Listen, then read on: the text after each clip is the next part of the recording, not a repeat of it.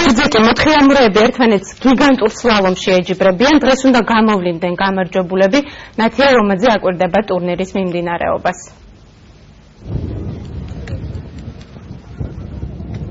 კურორტისთვის სადებიუტო ტურნირი მეორე დღეა მიმდინარეობს. საქართველოს თასის გათამაშების მესამე ეტაპი. ტურნირი დაიწყო ბაკურიაში, კურორტ გოდერძის შემდეგ კი ჩატარდება მესტიაში. დასკვნით ეტაპს კი უმასპინძლებს გუდაური. რაც შეეხება თავად ასპარეზობას, გუშინ სპეციალურ სალონში გაიმართა პირველობა. აჭარის გუნდს საკმაოდ კარგი სტარტი ჰქონდა და მოთხილამურეებმა რამდენიმე მედლის მოპოვებაც შეძლეს. დღეს კი მსაჯები მიმდინარეობს გიგანტურ სლალომში და მონაწილეების დავალება 1000 მეტრიანი დისტანციის საუკეთესო დროში დაფარვა. ის კურორტების განვითარების კომპანიის მხარდაჭერით და საქართველოს სათხილამურო ფედერაციის ორგანიზებით გოდერძის კურორტი იღებს პირველ შეჯიბს საქართველოს თასის მესამე ეტაპს. დღეს არის მეორე დღე გიგანტურ სლალომში. პირველ დღე ჩაიარა წარმატებით.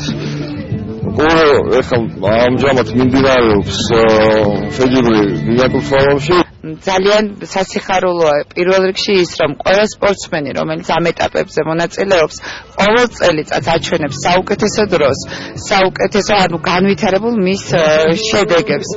რაც რა თქმა უნდა, იქედანაც არის გამომდინარე, რომ ჩვენი ნაკრების წევრები ევროპის სხვადასხვა კურორტებზე, მყინვარებზე, ზაფხულობით, გაზაფხულობით ყოველთვის ვარჯიშობენ.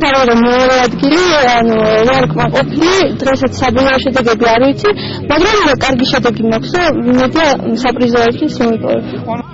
ორდღიანი ტურნირი დღეს დასრულდება. დაახლოებით 9 საათში დაიწყება გამარჯვებულთა დაჯილდოების ცერემონიალი.